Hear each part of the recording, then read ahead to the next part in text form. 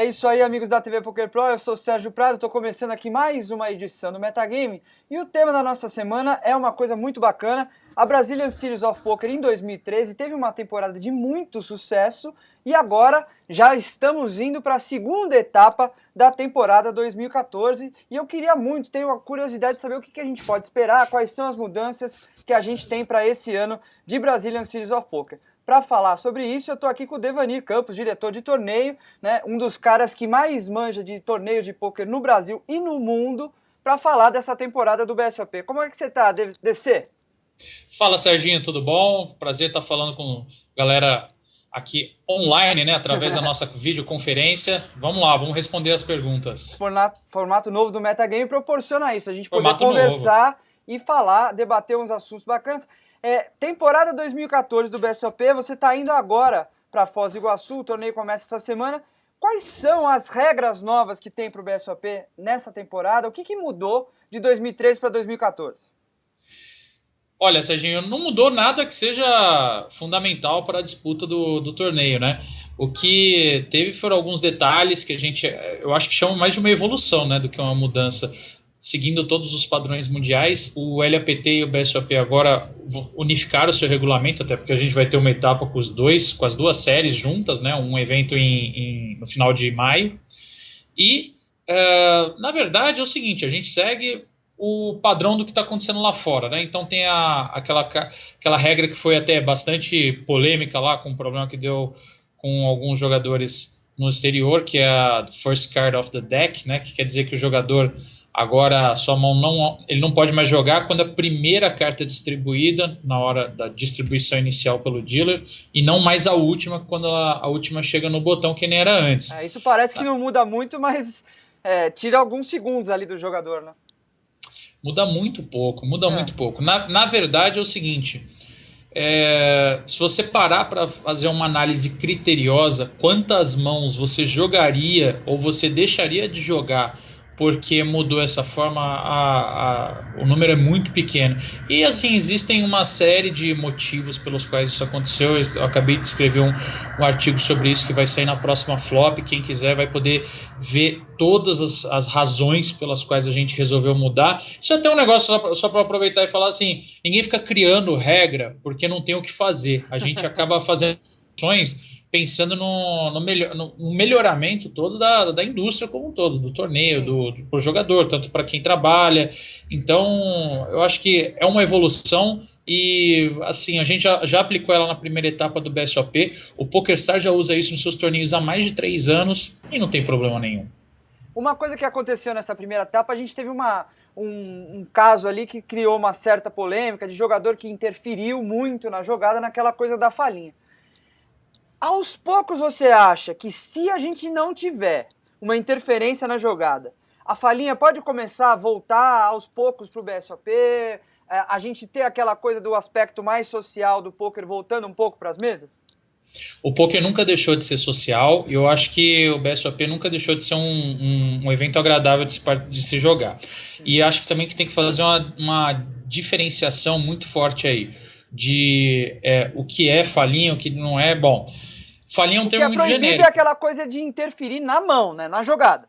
Isso então, é proibido. para isso, desde sempre já existe uma regra que ela tem um nome em inglês, chama One Player to a Hand, que na verdade significa que você não pode divulgar o conteúdo da mão, falar sobre a mão que está acontecendo, nem falar da crítica, sugestões, nem nada sobre a mão que está acontecendo agora. Falar da mão de outro jogador, da sua ou de uma mão foldada. O que acontece é o seguinte, naquela situação específica do BSOP de São Paulo, da primeira etapa desse ano, o jogador, eu acho que ele não é exatamente uma falhinha pelo conceito que todo mundo está mais acostumado a falar, mas ele efetivamente ele falou sobre o conteúdo da mão para influenciar a jogada e fazer um outro jogador foldar a mão. Então isso para mim é o ápice de você desrespeitar aquela regra de que o poker é um jogo individual e de informações incompletas antes de tudo. Só que além disso ele foi extremamente agressivo, grosseiro com os outros jogadores na mesa, ele faltou com respeito, então a punição foi bem severa por uma somatória de fatores. Agora, a falhinha em si, que todo mundo sabe, os jogadores têm mais habilidade com ela, que eu acho que considera-se mais a falhinha assim, quem está acostumado, aquele negócio da entrevista, sabe, de você tentar arrumar um tel e tudo mais. Olha, realmente existe uma porcentagem de jogadores que se beneficiam disso. Só que no field todo de competidores de um grande torneio, esse número eu duvido que chegue a 10%. Ou seja, a partir do momento que a gente resolveu proibir que os jogadores falassem sobre a mão em curso, isso beneficia o andamento do torneio porque realmente acontecem muito menos problemas. O floor é chamado em muito menos vezes porque os próprios jogadores não sabem o limite. E um acaba levando pro pessoal e acaba criando problema, confusões mesmo na mesa. Cara, há 2 anos atrás, o que tinha de confusão era um negócio fenomenal. Não, o jogo atrasava. Hoje em dia o jogo flui melhor porque não tem isso. Então, assim, apesar de a gente ter que... vamos dizer assim, a gente deixa de privilegiar uma porcentagem muito pequena do field que realmente tem uma habilidade muito legal de extrair informações utilizando a entrevista, a falinha, a gente acaba beneficiando todo o resto do torneio, porque o torneio acontece com menos problemas, as mãos seguem mais fluidas e acontecem menos interrupções. Eu acho que num field grande, como são os fields de BSOP, você tem que ter esse bom senso de tentar dominar o field ali para não causar tantos problemas. Se você for ficar abrindo muitas exceções, eu concordo com você que você vai gerar isso aí. Mas eu acho que a gente está caminhando para uma coisa de ter mais bom senso, uma questão de... Os dealers brasileiros são muito bons, os melhores da América Latina disparados. Eu acho que eles estão bem preparados para saber quando que tá atrapalhando o jogo, quando que não tá. Acho que aos poucos a gente pode ir caminhando um pouquinho mais para frente nisso aí. Eu conto com o bom senso deles e com o seu bom senso também para isso aí. Olha, bom senso sempre existe. A gente nunca quer que tenha excessos. Sim. Então, assim, o poker ele nunca deixou de ser uma coisa social, uma coisa agradável. E a nossa intenção é que seja agradável, que seja legal. Então é o seguinte, você conhece muita gente num torneio e, pô, a coisa mais gostosa é você conversar, você, sabe, conhecer essas pessoas e você continua podendo fazer isso. A única coisa que você não pode falar é sobre a mão que está acontecendo naquele momento. Ou seja... Isso não tira o aspecto social do jogo? Não, eu acho que a socialização tem que caminhar junto com essa profissionalização do poker que a gente teve nos últimos 4, 5 anos, a gente vem profissionalizando cada vez mais, tanto é que você já falou disso, que você está sempre tentando deixar as regras da Brazilian Series of Poker como as regras dos torneios internacionais, essa coisa que você tem de estar sempre em contato com os diretores de torneio lá de fora, isso acho que ajuda muito o desenvolvimento do poker aqui no Brasil. Inclusive, tem lugares, assim, os jogadores brasileiros são muito acostumados a jogar, por exemplo, a série que é famosíssima, que é o Deep Stack Extravaganza, no Venetian, em Las Vegas. O Venetian, por exemplo, é reconhecido como um dos lugares que tem as regras um pouco mais rígidas nesse sentido. Enquanto a mão está acontecendo, não se permite que se converse at all, assim, de qualquer forma. Você não pode falar sobre nada no momento que você está jogando uma mão, você tem cartas vivas. Então, assim, aí eu já acho que é um pouco demais. Não é o conceito que a gente segue aqui no Brasil. Uma vez ou outra, pode realmente ter um dealer que interpreta um pouco errado e acaba exagerando. Mas a gente sempre procura treinar, reconversar com todos os dias para que esses tipos de excesso não ocorram. Poker é uma coisa bacana de se disputar, é uma atividade muito social, uma atividade divertida, e eu que jogo poker muito raramente, na maioria das vezes por pura diversão, acho que um dos fatores mais bacanas é você conhecer gente nova e dar muita risada na mesa. Exatamente. Uma das coisas que a gente está vendo, então, as regras não mudaram tanto, mas eu acho que a gente vai ter algumas mudanças em quantidade de torneios. A gente pode esperar alguma coisa diferente, principalmente para o BSOP Million desse ano? Cara, ao contrário do que aconteceu nos outros anos, eu acho que esse ano a gente está conseguindo se planejar com um pouco mais de antecedência. Então, assim, nas próximas semanas aí, a gente deve conseguir já anunciar mais algumas etapas, algumas etapas já do segundo semestre. Sim. Nossa ideia é ver se ainda no primeiro semestre, antes de terminar ali o mês de junho, julho, a gente já consiga divulgar alguma coisa sobre o BSOP Millions desse ano. Ou seja, a gente já está começando a planejar ele. Posso falar para quem está assistindo que vem muita novidade pela frente, mas é muita coisa, cara. Eu acho que assim vai ter bastante torneio legal, muitas modalidades novas que a gente. Eu acho que esse é uma das coisas mais bacanas do Million. Como tem mais dias, a gente consegue, sabe, trazer umas modalidades que os jogadores pedem. Às vezes, por exemplo, o Mojave, que é reconhecidamente no Brasil um dos maiores fanáticos aí pelos Mixed Games.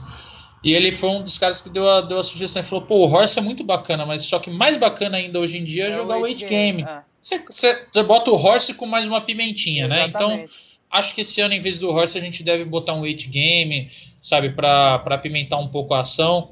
E eu não sei se Mas você concorda comigo, mas, por exemplo, a World Series, ela é reconhecida ainda hoje como o campeonato mundial, como o grande torneio do ano, acho que principalmente por isso, porque eles têm um respeito muito grande pelo poker, e não só pelo Texas Hold'em. Eles ainda têm um respeito muito grande pelo Haas, pelo Stud, pelas outras modalidades, e tratam isso com muito valor. Eu acho que esse é o caminho que a gente pode ter no Million, que é o que você falou, tem mais dias para a gente espalhar esses torneios pela grade. eu concordo, só que eu faço uma ressalva. Como o World Series, assim, eu acho boa parte do público é norte-americano, tem que lembrar que o poker lá é a mesma forma como, sei lá, alguns brasileiros encaram a tranca ou o truco. Sim. Tipo assim, pô, lá o pessoal senta com o vô quando Na é criança, cozinha, senta né? com E o joga vovô e na com a vovó cozinha. na cozinha e joga poker. Então, assim, desde sempre o pessoal é acostumado a jogar, sabe, faz uma partidinha de five card draw, faz uma partidinha de alguma modalidade de stud, então para eles é mais normal ter mais jogos de stud, mais jogos de mixed games. O resto do mundo conheceu o poker essencialmente através da internet, ou através da televisão. E assim, meu, não se mostra mixed games na TV. Não. Infelizmente, no meu caso, porque o jogo que eu mais gosto é o Stud High-Low, o que se mais vê, a única coisa que se vê na TV praticamente é No Limit Hold'em. Então, assim, o mundo conheceu No Limit Hold'em. Por isso que eu acho que você vai para a Europa, vem para o Brasil e tudo mais, é muito difícil você ver um jogo de outras modalidades, especialmente de stud. Então, No começo do poker na ESPN aqui no Brasil, a gente chegou a fazer alguns torneios de outras modalidades. É difícil também por causa dos gráficos e outra difícil. coisa. Mas aí eu acho que assim, o Pot Limit Omaha teve nos últimos 3 anos um crescimento muito grande. Ano passado a gente teve esse boom do poker chinês no mundo. Eu acho que aos poucos a gente está caminhando para outras modalidades. Vi uma entrevista do Daniel Cates do Jungle Man falando outro dia que, por exemplo, ele já não consegue encontrar action muito boa nos torneios de Hold'em e de Omaha, então ele está indo jogar o cash game de Deuce to Seven Triple Draw, que sempre tem uma action boa. Então eu acho que a gente pode caminhar para outro lado também. Eu acho que a Brazilian Series of Poker é fundamental nisso aí. É o campeonato brasileiro de poker e você vai poder ter campeões brasileiros de diferentes modalidades. Concordo plenamente. E acho que a gente sempre tenta dar uma, assim, colocar no BSOP, especialmente no Millions, o que tem de diferente, algumas coisas para adicionar. Quanto isso que o Jungle Man falou, até eu já tinha conversado com alguns grinders brasileiros bem conhecidos, por exemplo, o Ivan Santana, o Royal Salute, que ele já tinha percebido isso há algum tempo, tá? Eu já tinha conversado com ele há uns 2 anos atrás, que realmente já tinha alguns níveis de stakes que você jogava no Limit Hold'em e a lucratividade dos jogadores já vem caindo há anos. Por quê? Porque o nível da média cresceu. Você tem uma base de jogadores muito grande que hoje, assim, não descolam tanto em nível de habilidade dos jogadores mais experientes. Claro que você tem ainda um grupo de elite que está muito acima, mas eles têm que subir para stakes muito altos, onde a variância é muito maior, para poder ter uma lucratividade um pouco maior. Então, assim, realmente o online é uma coisa complicada. Por isso que eu acho que, apesar de contar com vários fatores, como viagem e outros custos, o poker ao vivo ele tem um field muito menos competitivo do que o poker online. É isso que então, eu ia falar. Eu acho que esses torneios de outras modalidades podem ser uma porta de entrada para quem quer jogar a Brazilian Series of Poker e quer ter mais competitividade ali, jogar de igual para igual, porque pode estudar uma modalidade nova e conseguir se destacar mais. DC, eu queria muito ficar falando mais com você, mas nosso tempo já acabou aqui, então eu queria agradecer demais você. Obrigado por já ter falado, adiantado alguma coisa do Million, e com certeza, quando a gente tiver mais coisa lá pra frente, eu queria que você voltasse aqui no programa pra gente discutir essas coisas, e você vai ter sempre as portas abertas aqui no Metagame, porque eu gosto muito de conversar com você. Tá bom? Serginho, grande prazer. Queria deixar um abraço de novo para todo mundo aí que assiste o Metagame, audiência especializadíssima. Vejo todo mundo agora, vai ter o BSOP Foz do Iguaçu e depois vai ter BSOP e LAPT juntos, um mega main event aqui em São Paulo. América Latina inteira em peso. E aí eu vou estar de volta para você não reclamar de mim, porque você vai para Foz, eu vou para o Chile, aí depois a gente para com isso aí e faz tudo junto de novo. Tamo junto, Sérgio. Tá bom. Esse Metagame vai ficando por aqui, então a gente volta na semana que vem com mais um convidado e mais um tema para ser debatido. Até lá!